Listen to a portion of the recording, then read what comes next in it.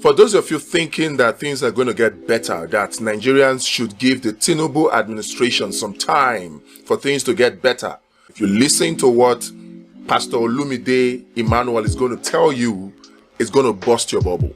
This next video is definitely worth hearing. So watch it, and when you're done, we'll review it and react to it together. We'll pick out some salient points. So if you stick around to the end, we'll situate all of this with respect to how we can make Nigeria better.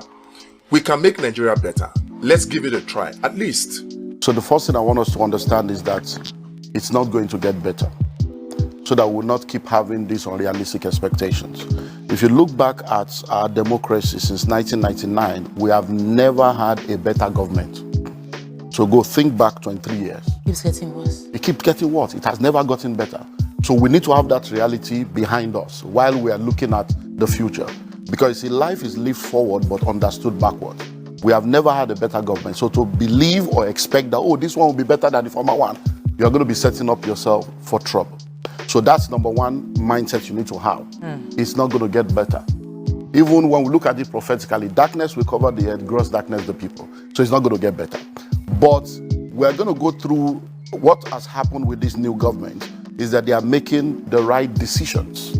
Now, the right decisions they are making is going to make things tougher. But if we are able to weather the storm, there is light at the end of the tunnel.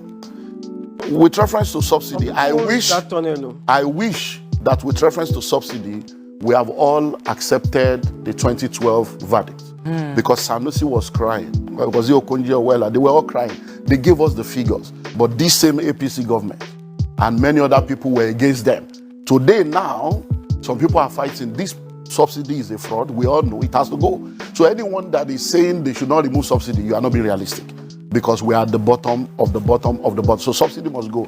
The challenge is always, should it go now? What do we need to put in place before it go? All those are stuff we will discuss with time. But that it must go, it has gone. Number two, the floating of the dollar. It's a good decision. But one thing we need to understand is that there's what we call the gestation period for every policy. When a policy is made, it takes between 6 months to 2 years, all other factors being considered, before the benefit of that policy begins to come. So all these ones we think things are tough. It's not tough. We have not started. So don't even disease, you have not started, because we are just less than 2 months in the policy now. So it is when the policy goes through its gestation period. So for the fuel subsidy, for instance, it's going to go higher and higher. Then when all the fuel that people that have given licenses have come in, then it can begin to go down. But don't forget that we don't have any refinery. We have not been able to have one refinery in almost 40 years. Yet an individual did one in less than 4 years. Another one is doing one now that will be ready in another 4 years. It shows that we are not ready. So for you to be expecting that government will do something for you, you are fooling yourself. The government is not there to help you. So you have to think of how to help yourself, which is where survival strategy now comes in. So my own advice for individuals is to understand that the principles that makes for surviving and thriving in any economy has never changed. There's nothing you're going through today that people have never gone through before. They survived it. If we survive lockdown, we'll survive this one. We just need to face reality. And the reality is twofold. Increase your income or reduce your expenditure. But many times people always think of increasing income alone.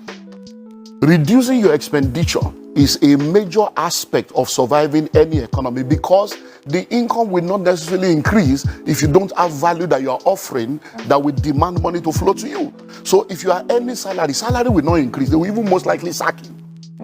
Because if I'm to advise an entrepreneur right now, entrepreneurs should be making the tough decisions. Tough decisions include letting go of people that you can survive without. Letting go of people so that you can be able to have a lean operation and then be able to survive as a business. So that means you that think that things are tough, that the salary is small, you most likely even lose that small salary, because entrepreneurs will have to make the tough decision. So number one is reducing your expenditure. And I want to deal with the major aspect of life. And please listen to me objectively if you want solution. Everyone needs to understand that majority of what you are spending money on, you don't need to spend money on them. You are spending money on them because somebody has programmed you to think that way. And until we go back and face reality, we're going to remain. So let's go to the major thing. Food, clothing, shelter, academics. Those are the things that take money. So let's break it down. Number one, food. You say 3 square meters. Is 3 a square or a triangle? Who told you you must eat 3 times a day? That's part of the setup. So we have all been grown. Oh, breakfast, lunch, and dinner. Where? Who told you that? Who defined it such? So even when you are not hungry, you are asking for food. You ask yourself, hey, where's my lunch? Are you hungry? Hey, but I've not eaten lunch. Must you eat lunch? So everybody must go sit down as a family and say, okay, in this family, from today, 011, 101, 001, whatever, you must reduce your food. Because you eat to live, you don't live to eat. If you eat once a day, you will not die. You're going to go through a period within 2-3 weeks, you will adjust. You'll be shocked that once a day is okay and you'll be healthy. Once you eat well, that's on the food aspect. On the issue of clothing, we don't need to talk too much. Most of the time, it's self-esteem issues. People don't even know what you are wearing. There's what we call the 20-40-60 principle. When people are in their 20s and in their 30s, most of the decisions they make is based on what people will say, how people will feel. By the time you get to your 40s and 50s, you don't care what anybody is saying. By the time you become 60, you realize that nobody was even saying anything in the first place. You are the one setting yourself up. How many times have you done a wore shoe and nobody saw? That you now told them, you didn't see myself, how you do shoe.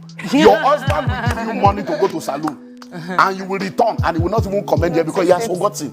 There are many things the man is thinking of. It's not that you went to do hair. So most of the things we are spending money on, all the clothes you have in your wardrobe, your bungalow is in your wardrobe. All the clothes you have in your wardrobe, how many have you won?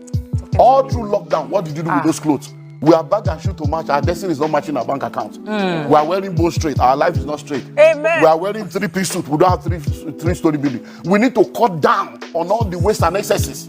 Then let's go to shelter. Now you have a wife. Many of us grew up in room and parlor. You want to stop it? Husband, wife, and 5 children. We grew up in one room. We grew up in room and parlor. We survived. Cutting was what our parents were using to survive. They didn't have car, they were happy. Now you have cars, you are sad. Now you are in duplex, you are frustrated. Why? Because we have built our appetites over the years based on materialism, what people will think, what people will feel, and we have set ourselves up. You'll be amazed that in Lagos today, the illiterates are the landlord, the educated ones are the tenants. All those people we call illiterate that we think they don't have brain, they are the ones buying land, building houses. You now, you go and park a 14 million naira car in an 8 million naira rented apartment. You think you are a big boy, you lack understanding. And the tenant will be calling you a guy tenant, landlord will call you a guy tenants. So we need to cut down on houses. Any room you don't need is not your own. Abroad, they do fostering, they rent out room. It's time for us to begin to think, okay, this one now, do I need to move to Ibadan? Do I need to move to Ogun State? Do I need to move to a cheaper place to save my destiny and save my family? Because it's not going to get better. Do I need to move from 3-bedroom to 2 or from a duplex to a flat? Do we need to cut? That is what needs to happen. Then let's go to education. So Olumide Emmanuel has been giving us some gbas that we need in the season. And some of us are already reanalyzing our expenditure, even right on the show. You need to act on these things. You were going to go into education. So let's go into education. Number 1, who told you that you must go to school? Where did you get the idea from? Who ingrained that thinking into you? A child is not supposed to go to school until the child is 4 years old. Because we destroyed the public education, a generation of private school owners came and started coming up with products to take money from our pocket and program us into the bondage of education. So they start talking of preschool, kindergarten, all kinds of names for the first 4 years where nothing. And many people now, that's what you are spending money on. So your husband is earning 250. You are earning 80,000 or 100,000. So the total money coming to your family is 350. The school fees you are paying is 200. Where is the wisdom? Can't somebody stay at home and say, look, you know what? For the first 4 years of my child's life, I'm going to stay, I'm going to homeschool this child. My husband, you'll be working. I will stay at home.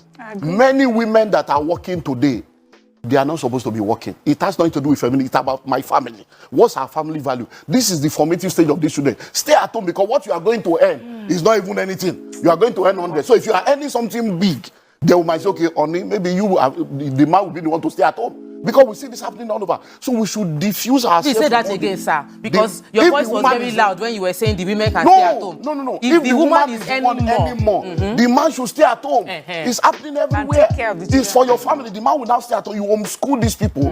Because one of the things that has affected us is because we have this mindset of full-time housewife. There's nothing like that anymore in the 21st century. Because everybody, full-time housewife. Because everybody can work from home now.